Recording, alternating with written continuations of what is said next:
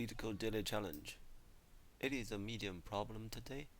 3531 covered buildings. We want to check if a building is surrounded by other buildings.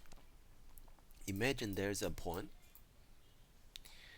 and there's will be some other points on x-axis or y-axis.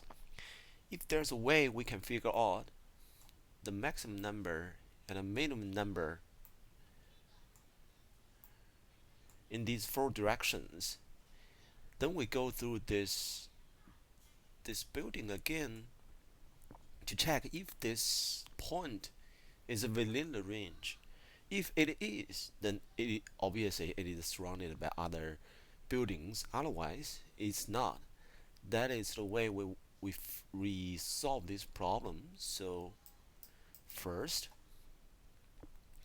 we go through the list of these buildings and find out the max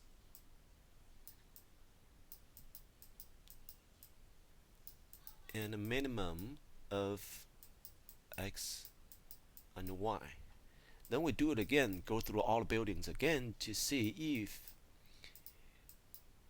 x or y is in the range.